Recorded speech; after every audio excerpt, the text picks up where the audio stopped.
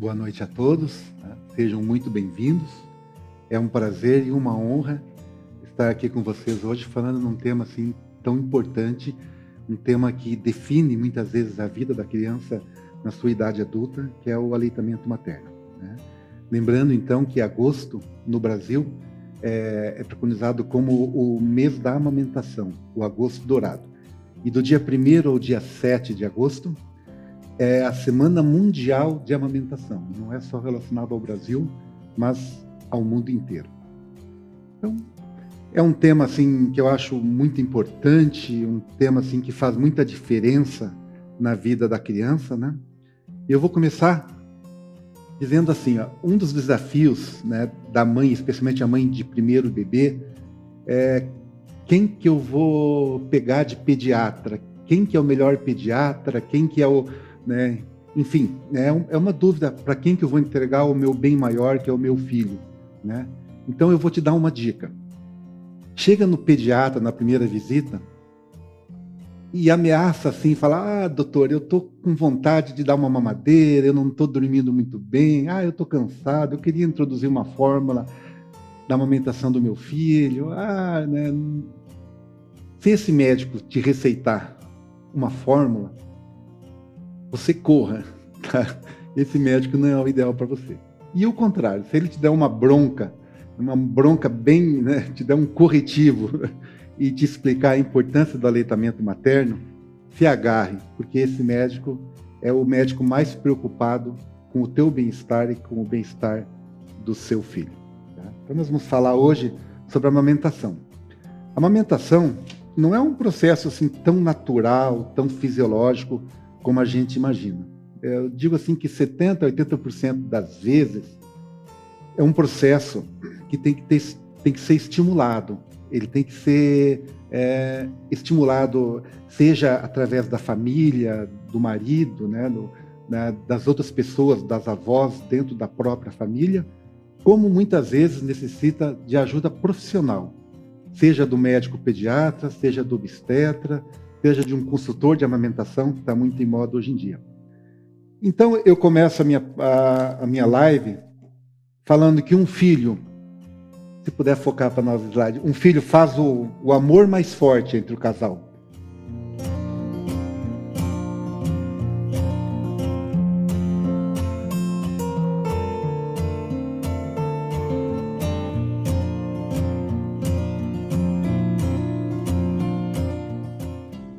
Essa é uma definição bem importante do leite materno, de um filho, né? Então, o leite materno, ele tem vantagens não somente para o bebê, mas para a mãe e para a família também. Algumas coisas são óbvias, né? O leite materno é o único alimento que ele pode ser dado ao bebê até o 6º mês, sem necessidade de nenhum complemento. Não precisa dar água, não precisa dar chá. O bebê ele pode mamar somente leite materno até o 6º mês, sem nenhum problema em relação à complementação de outros nutrientes. Então é um alimento completo, não falta nada até o 6º mês de idade. O leite materno, ele tem a vantagem de todos os componentes que ele possui serem adequados e absorvidos da melhor maneira possível, sejam as gorduras, sejam as proteínas, os carboidratos, as vitaminas, os sais minerais, né? Então, tudo que tem no leite materno, ele é mais bem absorvido por ser da própria mãe, né? E, aliado a isto, o leite materno, ele possui defesas. O que a mãe vivenciou na sua vida, em termos de anticorpos, ela passa para o bebê.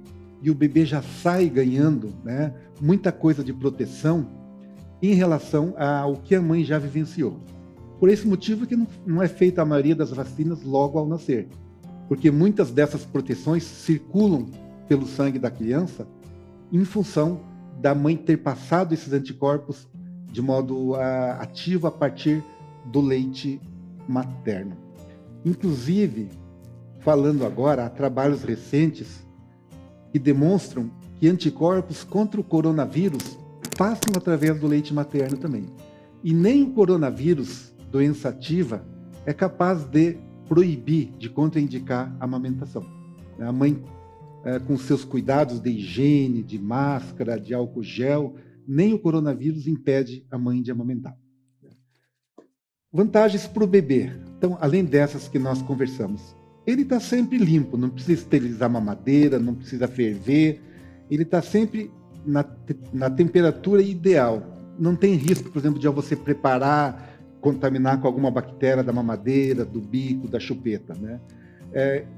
O leite materno, em relação ao bebê, né, a sucção adequada, a pega boa, ela melhora também a oclusão dentária e previne problemas na arcada dentária e problemas na fala da criança mais tarde.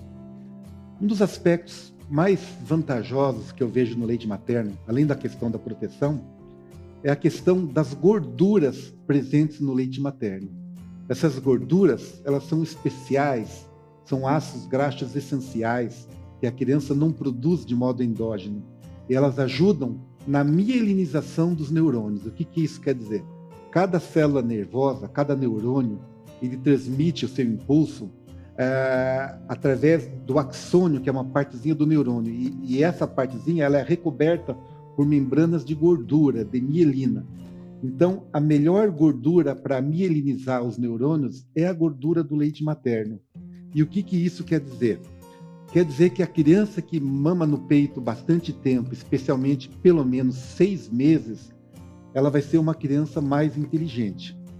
Eu tenho um trabalho recente aqui da Universidade de Sydney, feito com 75 mil mulheres. As mães que amamentaram ao menos 6 meses os filhos de modo exclusivo, eles apresentam um desenvolvimento muito melhor em partes importantes do cérebro, em comparação com crianças alimentadas com fórmula ou complementadas, né? Especialmente na região do cérebro relacionada à linguagem e a emoções, né?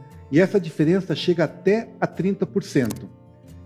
E o interessante disto é que este estudo foi feito com crianças do mesmo nível socioeconômico. Não foi feito com crianças mais pobres, que passam mais fome, ou mais ricas, ou enfim, crianças que amamentaram de modo exclusivo no leite materno, né? A criança que mama bastante tempo no peito também, ela tem uma proteção adicional contra a obesidade. É muito menos frequente crianças e adultos obesos, e não sendo obesos, consequentemente, vão ter menos diabetes, vão ter menos hipertensão, vão ter menos AVCs, né, na vida adulta, né? Então, há uma programação metabólica. Hoje em dia se fala muito a importância de uma alimentação correta nos primeiros 1000 dias da criança, englobando nesse período, o período da gestação, uma gestação adequada da mãe, e o estímulo ao aleitamento materno de modo exclusivo nos primeiros 6 meses, né? E a introdução gradativa e paulatina com orientação profissional a partir do 6º mês de idade, né? O aleitamento materno também é descrito uma incidência muito menor de casos de morte súbita no lactente na criança amamentada de modo exclusivo ao seio. Em relação à mortalidade infantil, a proteção é espetacular, né? A criança mamada de modo exclusivo ao seio, ela recebe uma proteção muito importante contra 2 principais doenças que elevam em muita mortalidade das nossas crianças, que é a diarreia e as infecções respiratórias, né?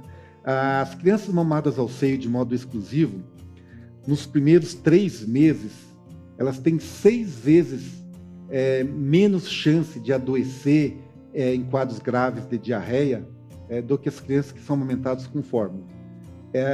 E do mesmo modo, essa proteção ela cai um pouquinho depois dos 6 meses, mas ela persiste durante a amamentação.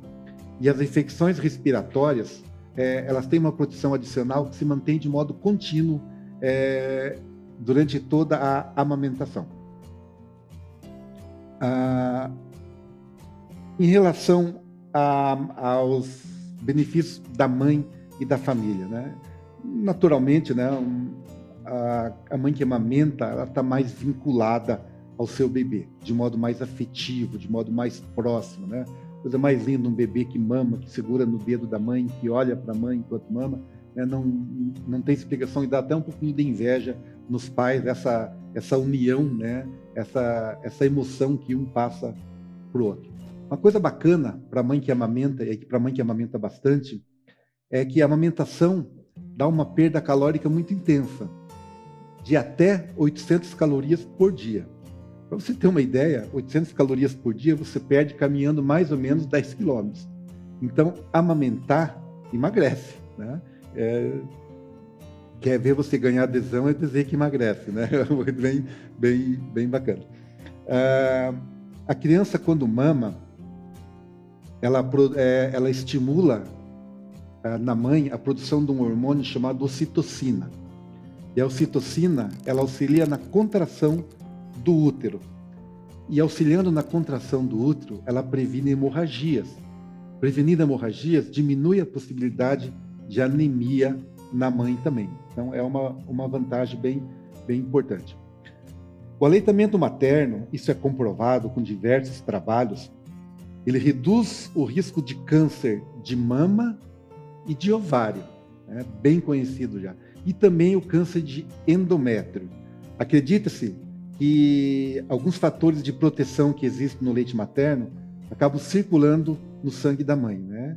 E acabam dando esse benefício importante para a mãe. Obviamente que não é uma segurança absoluta, mas reduz bastante a possibilidade, especialmente naquelas mães que são mais suscetíveis a esse tipo de problema. As mães que amamentam também, isso é um trabalho novo, as mães que amamentam ao menos 6 meses, elas reduzem a possibilidade de se tornarem hipertensas mais adiante. Sugere-se, através de alguns trabalhos feitos, que a amamentação ela ajuda alterando a estrutura dos vasos sanguíneos da mãe.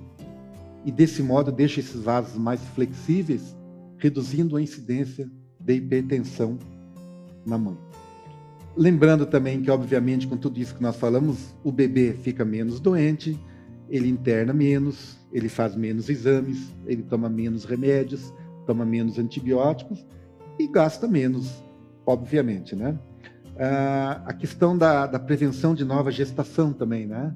A mãe que amamenta de modo exclusivo, mamando bastante e se mantendo amenorreica, isto é, a mãe não menstruando, ela tem uma eficácia de 98% de contracepção. Obviamente que essa eficácia, após o 6º mês, ela vai reduzindo e, claro, com orientação do obstetra, vai tendo as orientações com relação à prevenção de uma nova gestação.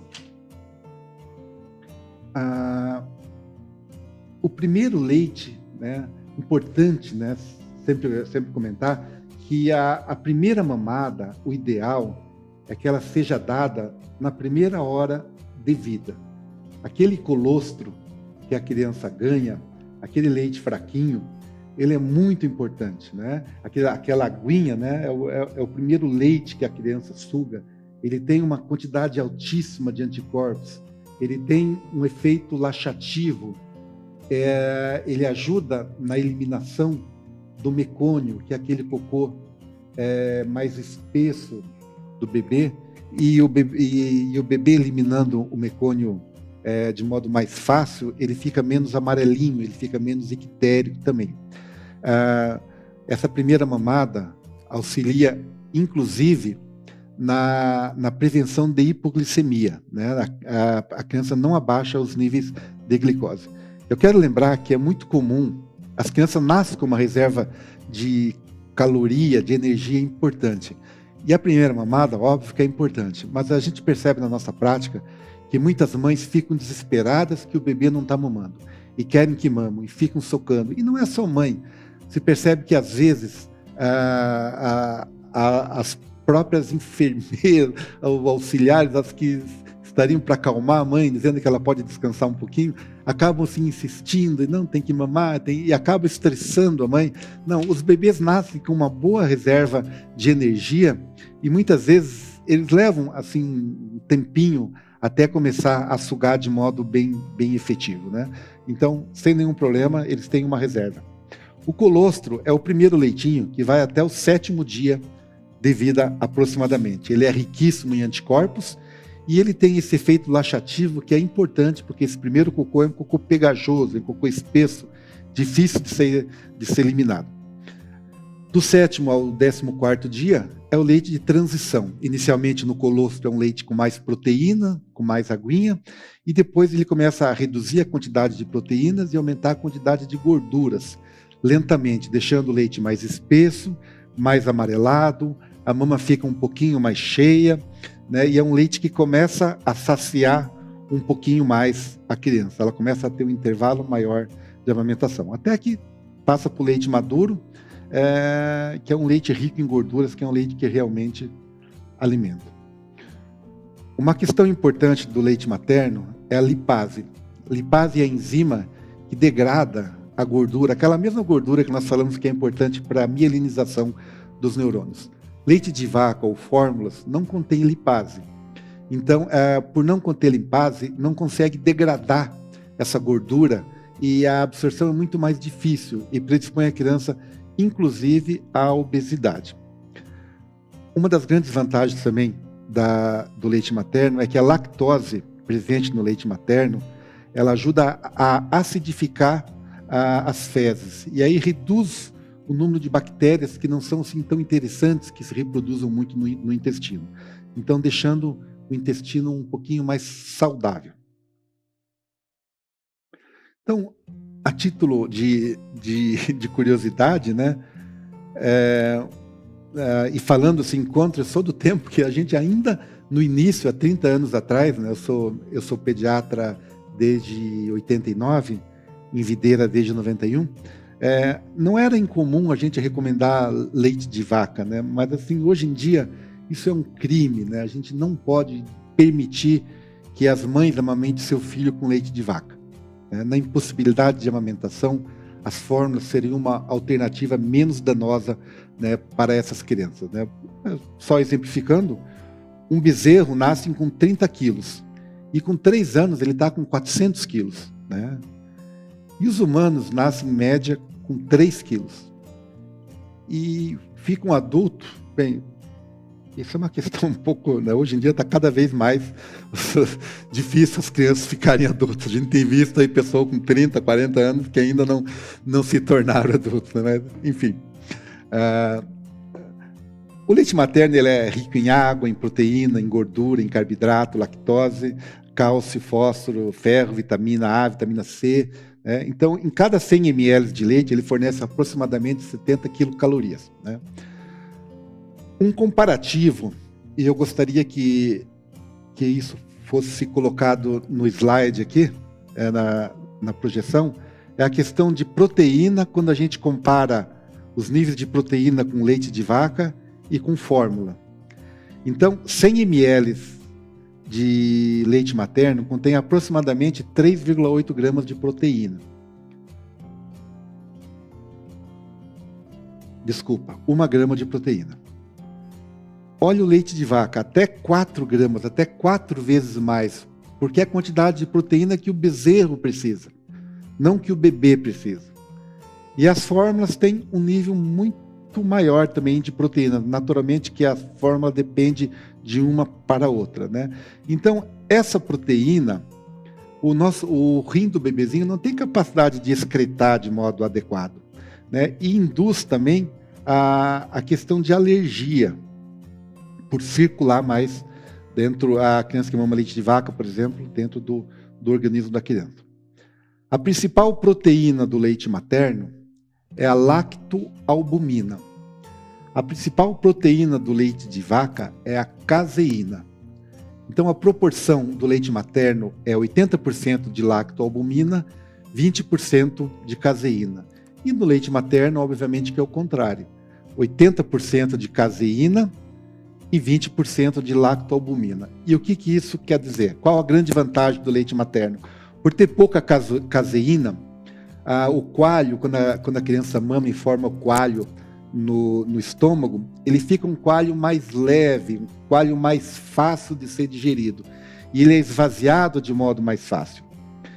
E o leite materno, por ter caseína, ele não tem essa facilidade de digestão. E além disso, o leite de vaca, O leite de vaca, ele tem mais caseína, tem mais dificuldade na digestão, né? E além disso, ele tem uma proteína chamada beta-lactoglobulina, que não existe no leite materno. Se não existe no leite materno, nós não temos enzimas para digerir essa proteína. E não tendo enzima para digerir essa proteína, naturalmente que aumenta as chances de alergia. Então, obviamente, as vantagens são inúmeras dentro do leite materno. Leite materno, de modo exclusivo, não precisa dar nada, não precisa dar nem água. Ao contrário de fórmulas, quando você usa fórmula, você tem que oferecer uma quantidade suplementar de líquidos, né? As proteínas do leite materno são muito mais facilmente absorvidas do que as proteínas do leite de vaca ou das fórmulas de um modo geral. As gorduras, que são aquelas gorduras importantes para a mielinização dos neurônios, e a presença da lipase no leite materno, que nem sempre não, que nunca está presente no leite de vaca, nem nas fórmulas. A quantidade de ferro do leite materno não é uma quantidade muito importante, e por isso que a gente suplementa durante a vida do bebê. Mas a pouca quantidade que tem, ela é bem absorvida. É absorvida quase na sua integralidade, ao contrário, por exemplo, do leite de vaca ou de algumas fórmulas que tem até a quantidade maior de ferro, mas a absorção não é a mais adequada. Quando a gente fala em amamentação, amamentar não é um processo que ocorre só na mama. É um erro você imaginar isso. A amamentação é um processo que começa no cérebro, no hipotálamo, que envia um estímulo para a hipófise. É uma glândula que nós temos na base do cérebro. A hipófise, ela produz, na sua parte anterior, um hormônio que vai estimular a produção de leite, chamado prolactina, e na parte posterior vai produzir a ocitocina, que é um hormônio que ajuda no reflexo da descida do leite e também na contração do útero no pós-parto. O maior estímulo para a produção de prolactina e também de ocitocina é a estimulação dos sensores neurais que existem nas auréolas mamárias. E por isso que hoje em dia não se indica mais o preparo da mama durante a amamentação com massagens ou com aquelas conchinhas que se recomendou durante muito tempo. Por quê? Porque isso acaba fazendo um estímulo naquela mama e o cérebro acaba interpretando como se tivesse alguém, você limpando a buchinha que se usava muito antigamente, né? Você está estimulando receptores neurais ali no bico do seio e manda uma mensagem para o cérebro errônea de que alguém está sugando. Alguém está sugando, vou produzir prolactina, vou produzir ocitocina. E a ocitocina, quando produzida de modo assim muito precoce, por contrair o útero, ela pode induzir ao parto prematuro. Então, aqueles preparos que a gente orientava antigamente, buchinha vegetal, uma conchinha pré-nascimento para estimular a formação do seio, massagem no bico do seio, tudo isso hoje em dia não se indica mais, até pelo risco do parto prematuro. A importância do aleitamento materno, bom, eu acho assim, a gente fala muito na vacina do coronavírus, na vacina do influenza, todas essas vacinas que salvam um monte de vida aí, que são super importantes. Eu vivenciei na minha formação médica uma época que você tinha bem menos vacinas e você vê hoje a mortalidade infantil reduzindo de modo drástico, absurdo, né? Isso muito importante, melhorou muito a qualidade de vida de nossas crianças. Mas eu digo para vocês que se pudesse ser fabricada uma vacina que pudesse prevenir a morte de mais de 1 milhão de crianças por ano, e que além de prevenir a morte dessas crianças, fosse uma vacina barata, fosse uma vacina segura, sem contraindicações, que não doesse, que não precisasse ser na forma de injeção, que pudesse ser pela boca, que não tivesse efeitos colaterais, que não precisasse de geladeira para guardar, essa vacina, ela obrigatoriamente deveria ser uma prioridade para a saúde pública. Eu quero dizer que essa vacina já existe. É o leite materno. Quando você trabalha com mães, especialmente mães de primeira viagem, muitas incertezas, né? Será que eu vou ser capaz de amamentar o meu filho? Será que eu vou ter leite suficiente? Será que o meu leite vai ser forte? Será que o meu leite é fraco? Será que a pega está boa, né? O que eu posso fazer para aumentar o leite? Então, realmente, o que eu falei no início, o aleitamento materno, ele precisa de ajuda. E quando a gente fala de ajuda, por exemplo, ajuda do marido, né? Não adianta o bonitão ficar na televisão assistindo o jogo do Flamengo, do Corinthians e dizendo para a mulher, eu te dou o maior apoio para o aleitamento materno. Isso não é apoio, né? O apoio é o marido estar junto com a mulher, incentivar, conversar, elogiar, ajudar em casa, lavando uma louça, limpando uma casa, deixando ela um tempo descansar. Isso é auxiliar o aleitamento materno. Você ficar deitado ali com uma cervejinha, assistindo o jogo e dizendo, eu apoio o aleitamento materno, né? Isso é muito fácil. Então, tem que atuar, né? A mãe que amamenta, ela precisa descansar, né? Então, algumas horas, ela necessita de descanso, até para repor aquela bomba de formação de alimento, né? Então, cuida do bebê 2 horas, nenhum bebê vai morrer de fome se ficar 2 horas sem comer. Deixa a esposa descansar um pouquinho, leva um copo de água para ela quando ela for amamentar, né?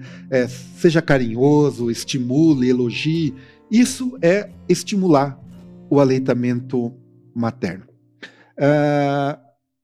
Alguns mitos, né, que mamar faz a mama cair, besteira, né? O que eu posso fazer para aumentar o leite? Cerveja preta é bom para o leite, né? Não é bom, não. É bom líquidos, mas também o excesso de líquidos, você ficar se empanturrando de líquido não é legal. Tome bastante líquidos, né? Mas assim, não exagere. A hiperidratação, ela pode ser até prejudicial. Canjica é bom para aumentar o leite? Canjica é uma delícia, né? Assim, se você quer comer um pouquinho de canjica, coma. Agora, achar que comendo canjica você vai pingar leite onde você passar, acho que não, né? Se alimente bem, se alimente com alimentos saudáveis, se alimente com alimentos nutritivos, né? Você pode comer praticamente de tudo. Não tem nenhum indicativo de alimentos que sejam prejudiciais para a amamentação. Então, tem muita coisa assim relacionada, né? Antigamente, as nutrizes ficavam 40 dias só com canja de galinha, né? Com brodo, né? Obviamente, isso é deletério, é contraindicado, né? A mãe tem que se alimentar bem, comer de tudo, comer frutas, laranja não dá cólica no bebê, bergamota não dá cólica no bebê, feijão não dá cólica no bebê. Na medida do possível, evitar bebidas alcoólicas, evitar bebidas que tenham muito estimulantes, como cafeína, né, essas coisas assim. Mas assim, e o único alimento que sabidamente pode ter algum efeito deletério para o bebê, em raros casos de alergia à proteína do leite de vaca, que são raros, é quando a mãe ingere o leite de vaca e essa proteína, se a criança for alérgica à proteína do leite, ela pode realmente dar bastante cólica, bastante dor e dificultar. O tamanho do leite influencia, o tamanho da mama influencia na quantidade de leite? Não. Tá? Eu canso de ver mães com mamas pequenas que amamentam 1 e às vezes até 2 filhos gemelares com bastante tranquilidade. Então, o tamanho da mama não interfere. O uso de silicone atrapalha a amamentação? Normalmente não, né? Porque o silicone é só uma placa, não há redução do número de glândulas mamárias. Cirurgia de redução de mamas interfere? Depende. Algumas vezes há uma retirada, né, de ductos lactíferos de glândulas mamárias junto com a gordura, e isso realmente pode interferir. Algumas técnicas modernas preservam os ductos, mas algumas situações ela pode induzir a uma redução na produção de leite. Nós vimos ali antes, né, a questão da sucção como um fator importante na produção de leite. E um dos melhores estímulos para a produção de leite é a sucção. E um dos melhores modos de você estimular a produção de leite materno, além do bebê sugar, é você, após as mamadas, esgotar os 2 seios, né? Se não for necessário, assim, não precisa nem dar para o bebê, mas esgotando o seio, você vai estar estimulando a uma produção maior do seio. E se você esgotar os 2 seios de modo simultâneo, no mesmo momento, melhora ainda mais a produção de leite na próxima mamada, né? Então, são questões que são bem importantes. Alguns mitos que eu não vou nem me dar aqui ao trabalho de citar, né? As dificuldades de amamentação. Então, realmente, algumas vezes a gente se depara com algumas dificuldades. A amamentação é um processo que requer muita força de vontade por parte da mãe, né? Eu vou dizer que a principal dificuldade que as mães encontram na amamentação é a falta de confiança. É ela achar que ela não vai ser capaz de amamentar. E, existindo essa falta de confiança, ela fica muito suscetível aos palpites, ao pior inimigo da amamentação, os palpiteiros. Esse bebê está com fome, esse bebê não está engordando, esse bebê tem que tomar um outro leite junto, dá uma chupeta, né? Então, o palpite é o principal inimigo da amamentação. Lembrando, então, como nós já falamos antes, que o leite não é produzido só no seio, ele necessita do estímulo do cérebro, ele é produzido no cérebro e no seio, né? Uma outra questão que eu acho importante é, sempre que você for para a amamentação ser bem sucedida, sempre que você for amamentar o bebê, procura despertar o bebê. Evita de amamentar o bebê quando ele estiver sonolento. Experimenta tirar a roupinha, deixa ele peladão, deixa ele desconfortável, sentindo um pouquinho de frio, né? Ele ficando desconfortável, ele vai querer sugar, ele vai estar mais desperto, né? Você ficar insistindo com o bebê sonolento é mais difícil de você fazer aquele bebê mamar. O contato da pele com pele deve ser sempre estimulado, né? Então, se você está em casa, no quarto aquecido, está tudo muito gostoso, um ambiente relaxado, uma penumbra, aliás, isso é muito importante. Hora do bebê mamar é hora do bebê mamar. Na hora de você estar preocupado com a novela da Griselda, ou com o jogo, ou a panela que está no fogo, ou a louça que está lá esperando para ser lavada. Não, nada disso, tá? Hora do bebê é a hora do bebê. Ele merece e ele precisa daquela dedicação exclusiva naqueles momentos. Aconselho a levar um copo de água, é comum amamentar e sentir sede, né? O contato de pele com pele deve ser incentivado, pode até tirar a roupinha do bebê, pode ficar nua a mãe da cintura para cima. O contato favorece muito, né, o carinho da mãe com o bebê e o bebê com a mãe. Amamentar em livre demanda, tá? Então, no começo, especialmente, nada de colocar horários rígidos, nem ficar preocupado. O bebezinho, se ele mamar 10 minutos, ele já mamou um bom tanto em termos de calorias. Então, não tem necessidade de mamar meia hora, 40, 50 minutos. Se ele quiser mamar esse tempo todo, é para ser incentivado livre demanda, tá? Sempre ter os cuidados com a pega incorreta das mamas. Nós vamos ver um videozinho que vai elucidar melhor. Não existe uma posição melhor ou pior para amamentar. Cada um faz o seu jeito de amamentar. Naturalmente, que algumas situações, tipo assim, sempre amamentar o bebê, ele de encontro ao seio. É só você fazer um teste. Degluta a tua saliva com o pescoço reto, como eu estou fazendo. É uma deglutição razoavelmente tranquila. Agora vire a tua cabeça para o lado e degluta. É uma deglutição muito mais difícil, muito mais dolorosa. Então o bebê não pode mamar com a cabeça virada para a mama, ele tem que estar todo ele virado para a mama, uma posição confortável. A melhor posição, cada mãe vai achar a sua. Um ambiente relaxado, conforme nós comentamos antes, evitar de dar outros líquidos para o bebê, evitar chá, evitar água, evitar chupeta, se possível evitar intermediário. Eu não sou radical, algumas vezes pode ser necessário dar uma folguinha, mas assim, intermediário não é indicado, né? Aqueles bicos de silicone, eventualmente num seio muito machucado, um dia ou dois você pode lançar mão, ou você pode até esgotar esse seio e dar mais aquele que não está machucado, mas assim, evitar outro tipo de bico para ele não se habituar a sugar outro tipo de bico que não seja o bico do seio, né? Uma coisa também que eu acho muito importante é não ficar mudando o seio de minuto em minuto. Um golinho aqui, um golinho aqui, um golinho aqui, um golinho aqui.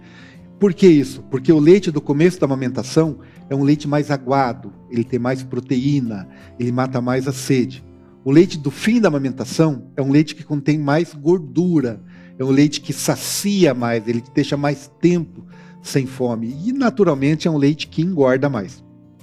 Na medida do possível, evitar o uso de creme nos seios. Isso interfere quando a criança for pegar o seio, né? Algumas vezes pode obstruir os ductos da auréola ali, pode até atrapalhar. Salvo com orientação médica, alguns cremes à base de lanolina, eventualmente, podem ser usados na questão da rachadura. A mãe tem que se alimentar bem, a mãe tem que descansar, né? Evitar, na medida do possível, álcool, cigarro, né? E são questões importantes na amamentação. Alguns problemas mais importantes, a rachadura, se puder colocar no nosso videozinho a imagem de uma mama rachada ali, o slidezinho. A rachadura é muito dolorosa, tá? A gente vê isso no dia a dia, é muito comum também, às vezes a criança ao mamar um seio rachado, mamar golfadas de sangue e vomitar sangue. E as mães se vão louca pro pronto-socorro, porque meu filho está vomitando sangue, né? Calma, isso é a deglutição de sangue que veio da rachadura do seio, não tem nenhum problema, isso vai melhorar, né? O que pode ser feito para melhorar as rachaduras no seio? Bom, a principal causa de rachadura no seio é a pega inadequada. Então a gente vai ver um videozinho daqui a pouquinho sobre uma pega ideal do leite materno. Ele tendo uma pega adequada, dificilmente o leite vai rachar. Evitar o uso de pomadas, tá? Quanto mais seco ficar o bico do seio, melhor. Na medida do possível também, evitar, pelo risco de contaminação de fungos, o uso de conchas. Naturalmente, eu gosto de falar, eu não sou radical. Algumas vezes você pode até usar as conchinhas de proteção do bico do seio em relação ao sutiã. Mas assim, não é indicado porque fica um ambiente muito úmido e pode ocasionar a proliferação de bactérias.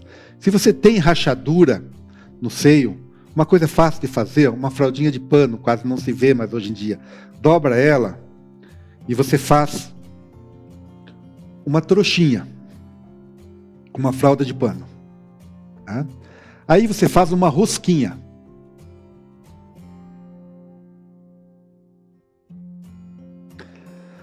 Aí você coloca essa rosquinha entre a mama e o sutiã, né?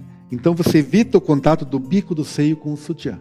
Isso ajuda a manter o bico do seio mais seco, né? Ajuda bastante na questão, né, do tratamento da fissura mamária. O próprio leite materno, você pingar algumas gotinhas de leite materno no bico do seio, ajuda bastante também. Uma outra questão importante é o mamilo, quando o mamilo é evertido. É muito mais complicada a amamentação. Lembrando que o leite ele não sai somente pelo bico do seio, sai pela auréola também. Então, a própria prática, depois que o bebezinho mamar, usar uma esgotadeira e sugar o leite depois de cada mamada, ajuda na protusão do bico do seio também, né? A questão da volta ao trabalho, né? A volta ao trabalho também é um dos inimigos da amamentação, né? Quando eu sou do tempo que era 30 dias de licença maternidade. Depois nós tivemos um avanço que foram 4 meses e depois agora algumas empresas já estão com 6 meses de licença gestação, né? Acho bem importante isso. Acho que todas as empresas deveriam conceder 6 meses de amamentação. Quando a mãe voltar ao trabalho, se for ao 6º mês, naturalmente vai estar na época da introdução de novos alimentos. Mas a mãe não deve e não pode deixar de amamentar o filho. Estando no trabalho, ela deve esgotar o seio, mais ou menos nos horários que o bebê mamaria, né? E esse leite ele pode ser armazenado. Ela leva vidros esterilizados, atenção, não guardar leite materno em frascos de plástico, né? Guardar em vidros esterilizados com tampa de plástico, né? O leite materno esgotado, aliás, quando a mãe for voltar a trabalhar, ela já pode começar a esgotar esse leite para oferecer para a criança no copinho ou mesmo na mamadeira, se for o caso, uns 15 dias antes da mãe voltar a trabalhar, já começa a esgotar. O leite materno armazenado na geladeira, e não é na porta da geladeira, é no fundo da geladeira, ele dura 24 horas. No congelador da geladeira, ele dura até 7 dias. E se ele for colocado no freezer, ele pode durar até 15 dias. Lembrando que quando a mãe voltar ao trabalho e for oferecer o leite materno para aquela criança, sempre descongelar em banho-maria, aquecer em banho-maria, não colocar direto no fogo e, de preferência, não usar o micro-ondas, né? O melhor leite materno é o leite da mãe do bebê. Isso é comprovado. Eu vou levar o meu filho para uma outra mãe amamentar. Muito bem, se tiver tudo bem, alimentação cruzada, a gente não estimula muito mais hoje em dia como se estimulava há um tempo atrás, mas se houver bastante segurança, o leite daquela mãe é bom para o bebê dela. Obviamente que é muito melhor mamar no leite daquela mãe do que numa fórmula ou no leite de vaca. Mas o leite da mãe é o melhor leite para o próprio bebê. É o leite ideal. O modo de oferecer. A criança que mama no peito também, a colonização de bactérias do intestino, a microbiota intestinal, ela é mais bem feita quando o leite é mamado diretamente do seio. O leite materno, mesmo ordenado, oferecido em outros recipientes, em copinhos, etc., ele não tem a mesma composição de bactérias que vão auxiliar na formação da microbiota intestinal. Sempre que você for esgotar o leite no teu trabalho, deixar na geladeira, né? E quando for transportar, de preferência que use uma bolsa térmica para casa. Algumas contraindicações rapidamente da amamentação, né? Infecção materna, lembrando que o coronavírus não contraindica a amamentação, tá? Com os cuidados de higiene, pode amamentar o seu filho tranquilamente, inclusive você vai estar passando anticorpos contra o coronavírus para ele. Algumas doenças do bebezinho que são descobertas no teste do pezinho, como a fenilcetonúria e a galactosemia, elas interferem sim na amamentação e devem ser evitadas. Tuberculose ativa, mãe fazendo uso de algumas medicações para esquizofrenia, enfim, isso tudo com orientação do médico, você vai saber as medicações que são compatíveis com a amamentação ou não. Gostaria de passar rapidamente um videozinho que vai mostrar uma técnica bem adequada à amamentação, depois nós vamos estar à disposição para perguntas, se for o caso.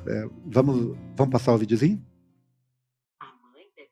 Com alguns cuidados, a amamentação não machuca o peito e fica mais fácil para o bebê retirar o leite. Eu aprendi um jeito certo de amamentar, isso me ajuda muito. A mãe deve estar confortável, podendo estar sentada, recostada, deitada ou até com o bebê sentado sobre a perna, com o pescoço apoiado.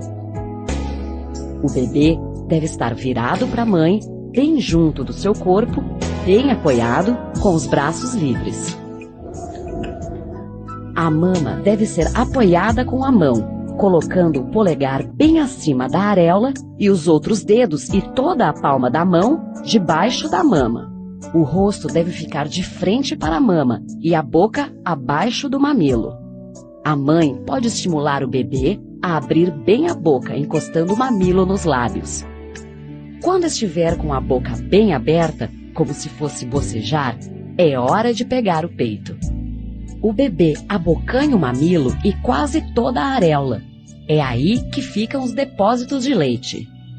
Quando pega bem o peito, o seu queixo encosta na mama, os lábios ficam virados para fora, o nariz fica livre.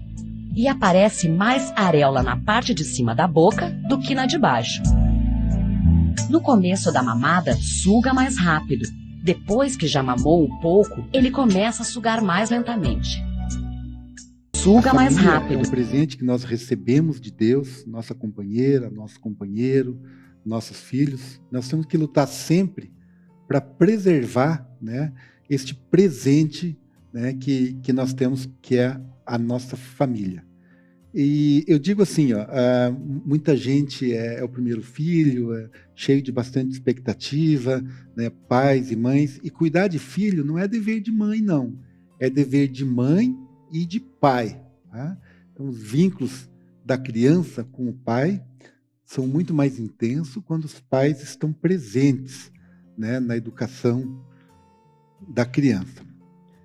E eu sempre gosto de comentar, assim, com bastante tranquilidade, eu estou quase finalizando, vou deixar um pequeno espaço para questionamentos e perguntas, se houver, né?